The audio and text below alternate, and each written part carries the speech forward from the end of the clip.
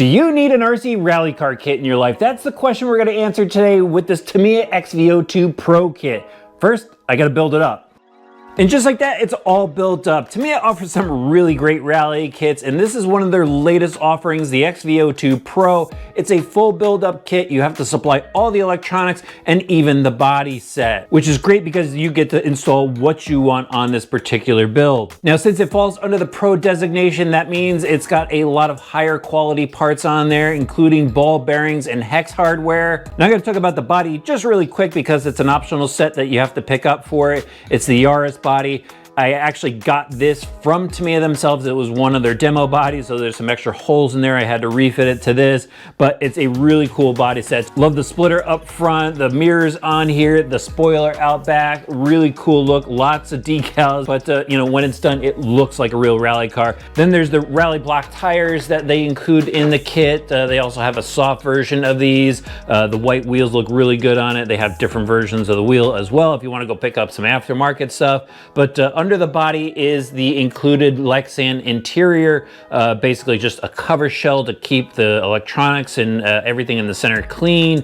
Again, held on with Velcro, and now we get to talk about all the details of the XV-02 Pro. We'll start off with the front, you know, foam front bumper, which helps support the front of the body, and you know, if you're mashing into any obstacles out on the trail, that will help with some protection. We've got the taller shock towers on here, so there's much longer travel than, let's say, a TT-02 on-road car where the suspension is a bit more limited, but they give you the really nice shocks in this kit. The hard-coated body, aluminum caps, aluminum preload collars, aluminum lower cap, dual O-ring, and then they have the gold springs front and rear, oil damped of course. Really nice shock. I just love Tamiya shocks. They also have threaded turnbuckles on this for adjustments. It's a pro level car, so that means there's plenty of tuning involved in this car.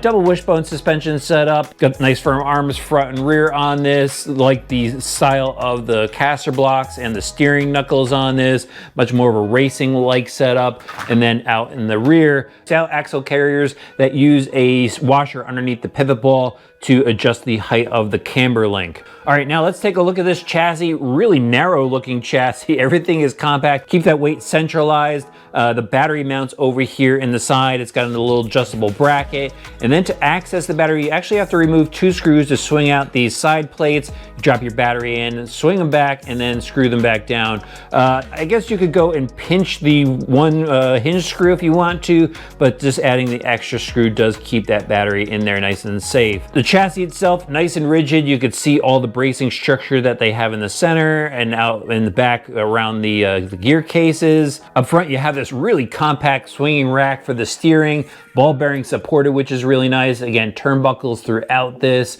And now let's talk about the drivetrain, which is pretty cool. We've got a center mounted spur gear setup. It's just a solid shaft in the center, and then steel out drives with these aluminum dog bones. So it's a nice lightweight drivetrain. And then in the front and rear, they give the oil fill gear differentials, which is really cool, supported by ball bearings, of course. And the ring and pinion are the composite gears. However, they give you two different options. So there's a 39 tooth ring gear or a 40 tooth ring gear, and you could go and tune the overdrive or underdrive depending on how you want to set it up in this car. So let's say you go and put the 40 tooth up front, you're going to overdrive the front by 3%. It'll help pull you through the corners, or you can throw that 40 in the rear and overdrive the rear so you can power around the corners, depending on how you want to set it up. Really cool that they give you that option. Then I have a couple option parts to show you at the end. You can tune the drivetrain even more on this. But CV drive shafts out to the wheels, both front and rear. Aluminum motor plate included with this one as well. Love the blue anodizing on that. And then for the electronics, I went through a Spectrum servo in here, low profile servo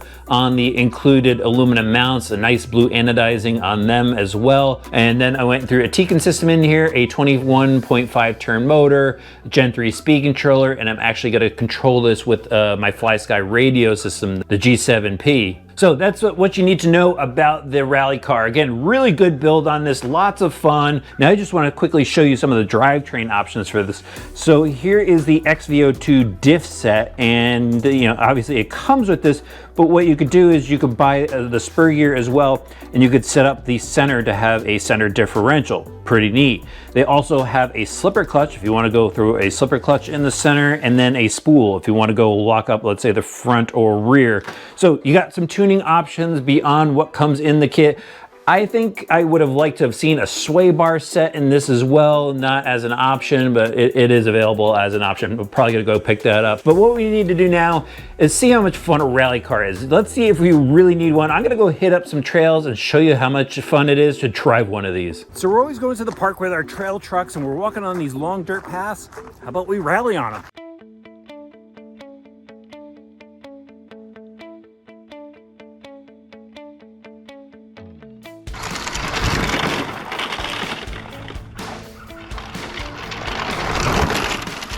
Trail rally time, let's do this.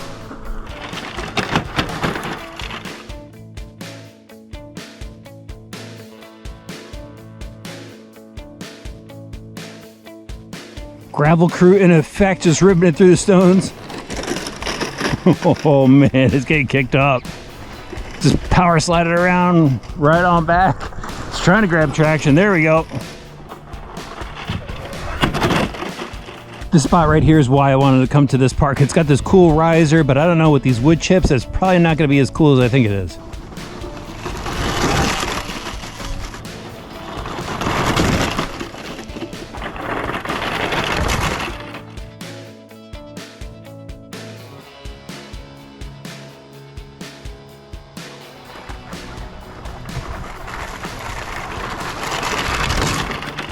We got blast through this bend here.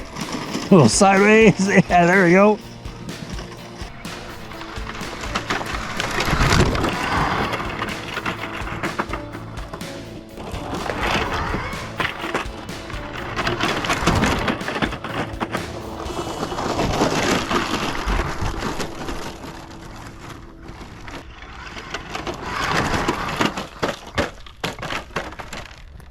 So the question I posed in the beginning of the video was, do you need an RC rally car in your life? And I think it really comes down to two things. Number one, obviously, do you have an interest in rally cars? And number two, do you have a spot to run them? The park I went to actually wasn't the best spot to run it. I went there because it used to have these wide dirt paths, which was gonna be perfect for it, but the town went through the wood chips on it, which kind of messed things up, and I just have narrow walking trails everywhere else around me. But that is the type of situation you need, wide dirt paths, and I think you're gonna have a lot of fun with it. Of course, if you have a rally track around you, it's gotta be a lot more fun, but that's what you need to look out for mostly, I think, is a spot to run a rally car. With that being said, the XV-02 is a great chassis. Tamiya kits look very realistic. They've got a number of different body sets you can put on them, and the XV-02 chassis is really well equipped. You get the good shocks, the good gear differentials, the lightweight drivetrain parts, CVs, ball bearings. It's got all the good stuff. I still would like to see a sway bar in it, but the car handles pretty well, as you guys saw. That was some pretty rough terrain it was going over, and it just marred up the front of the body. It was fairly easy to control. Again, I would have liked the sway bar in there. It would have helped me in a couple situations. It's got plenty of steering. It's got some punch, considering I was just running a 21.5 turn in there. It did have some good scoot to it, and I actually brought it over to a dirt parking lot, had some more fun with it there, and it really was an enjoyable kit, from the building experience to the driving experience.